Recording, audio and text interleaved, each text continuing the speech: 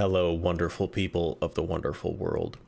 Today, I went to the theater and I saw a movie. That movie was The Woman in the Yard, directed by Jaume Collet-Serra. Now, this is the director that has brought us Jungle Cruise from 2021. He is also the director that brought us Carry On from 2024, the beloved Netflix thriller that everyone thought was so entertaining. He also brought us Orphan from 2009 and House of Wax from 2005. So he's not a stranger to the horror genre, which is what this movie in particular is that I saw today. But I list those movies just to give you a little bit of a vibe of what this director has done in the past. Now, that being said, I haven't seen any of those movies, so I'm going in a little bit blind here. But I can talk about the movie I saw today, and boy, was it an interesting one. So there's one way that this movie could have gone terribly awry. Someone could have had this creepy mental image of this woman draped in black sitting in this country yard, and this mental image could have just been so enticing to whoever made this film that they took that idea and made a whole movie around it, completely overdrawing this concept. Like Night Swim, where it was a short film, it was just a creepy idea, and then they made a full-length feature out of it, and they just completely milked it for all it was worth, and it really wasn't that effective of a movie. This movie could have gone awry in that way. They could have had this creepy concept, and they could have ran with that and really stretched that concept thin. And for about the first half of this movie, that's really where I thought this was going. The premise seems very basic, laid out in the beginning of the movie. There's this family in this country home. They have lost their father, their husband. There's this sadness in the home because of that. And then as they're eating breakfast one morning, they see this woman in the yard. She shows up inexplicably. Nobody saw her arrive. Nobody knows who she is, but she's just sitting there, draped in black in the yard. That's the setup for the movie, okay? And as the first half of the film progresses, it is very, very slow moving. We just kind of sit with the family as they're trying to process who this person is, why they're here, and kind of dealing with some interrelational conflict that's happening amongst themselves. Some frustrations flare up, some drama takes place, but the first half of this film is very, very slow. And I had the thought while I was watching this first half of the movie that if you're going to do a movie like this, if you're going to have a movie that has a creepy concept and then you're following kind of this family as they devolve into a little bit of chaos trying to figure out who this person is, if you have this kind of a slow moving start to the movie, first of all, there needs to be really good writing and acting to make their kind of discussion of what's going on and their interpersonal conflict interesting, and then good chemistry between your actors.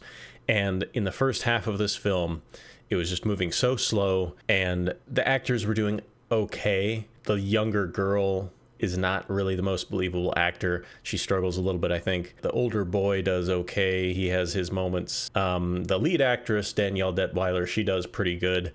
I think she's a pretty believable character. But the chemistry and the acting and also the writing, just their lines and everything, really weren't working for me. They just weren't building tension. They weren't making me believe in this family's bond. They weren't making me believe in the drama that ensues because of the bond being tested. It was just not working that great for me in the first half of the film. Something else that was very strange to me, which I'll get into maybe how this makes a little more sense when we get into the second half of the film, but the family didn't seem to be reacting normally to this situation of some creepy random woman just showing up in their yard in the middle of the day. There was some discussion of like, oh, this is kind of creepy, or this is weird. But there was also discussion like, oh, she's probably just an old woman from the nursing home down the road or whatever. But it's like you live in the middle of the country, and I feel like those who have lived in the country, my country folk, who watch, would know that this would not be a typical situation,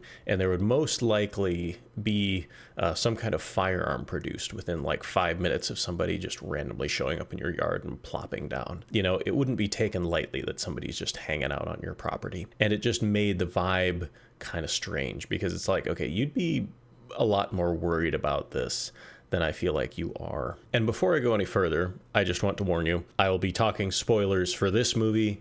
I will be talking spoilers for the movie The Sixth Sense, and I will be talking spoilers for the movie Take Shelter. And to find out why all three of those movies are being spoiled, keep watching. I'll explain. So like I said, the first half of this film, very slow, not the most believable, a little strange. The second half of this film went in a kind of completely different direction, and I kind of saw a little bit where it was going.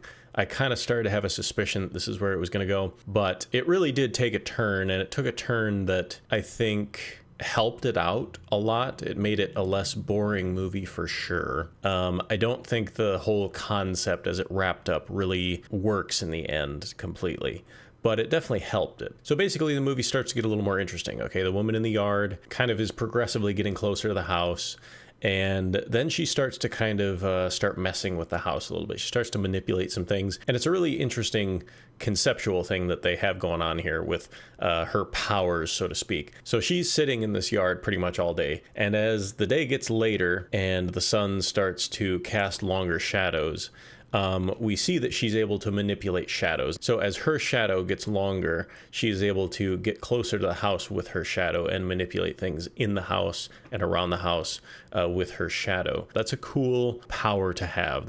It's interesting. I thought that was interesting.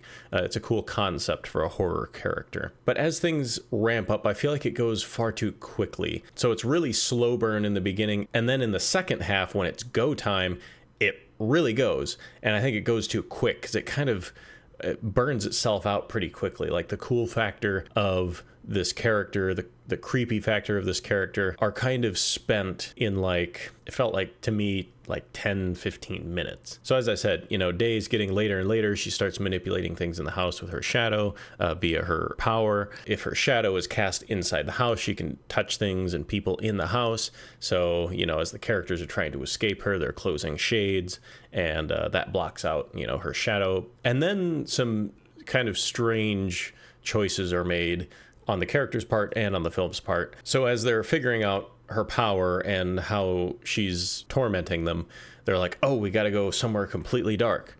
And so they go to the attic, where there's 2 windows that have lots of light shining in them. So I'm not sure why they decided to go there. Maybe because it was just 2 windows that they could cover up easily. I don't know. You'd think if they had a basement, that may have been a better play. But they go to the attic. She's kind of trying to creep in those windows with her shadow powers. They block out those windows so her shadow doesn't cast in the house. And then night falls. Okay, so now it's completely dark. And now somehow she's just able to get in the house. Maybe that's because everything's in shadow now. I don't know. That was never really explained how exactly her powers worked in that regard. But now she's in the house, and we have some kind of trippy sequences of her fighting with the mother character and then seemingly enveloping the girl into like a shadow realm. And it's all kind of very confusing and trippy. Then we have the mother, and she goes into kind of this dreamlike world, a mirror-like world. She like literally walks into a mirror and is in like the past talking to her husband who is, since died. And through all of this, we come to the revelation that basically this woman in the yard has been the mother's psyche. It's the dark parts of the mother's psyche that was the woman in the yard. And it's the dark parts of the mother's psyche that has been wreaking havoc in the house, in the family. And this is the problem. This is the real villain. It is the dark thoughts, the inner recesses of the mind of the mother. If all of that sounds very confusing, believe me, it is very confusing. But essentially what the film is trying to do is it's trying to show you there is sorrow, there's turmoil in this family, and there is a villain in the family. And the villain happens to be the dark thoughts of the mother. And these dark thoughts are brought on by the tragedy that's been in her life, the interpersonal conflict that she's having with her other family members. So this whole movie is kind of a symbolic representation of the mother's inner struggle in her mind. Okay? So, like I said earlier, the reason I don't think this completely works is because you still have the issue of, unless this has all been some kind of like delusional dream, which the movie leads you to believe that it hasn't been, because in the end, when she is triumphant over her inner thoughts, she has sent her children to run to the neighboring farm. And in the very final minutes of the movie, they come back and they say, "Oh, Mom, is she gone?" And the mother is like, yeah, for now, and if she comes back, I know how to deal with it now. Seemingly, the whole family has experienced this apparition of a woman in the yard, okay? It hasn't all been just in the mother's mind.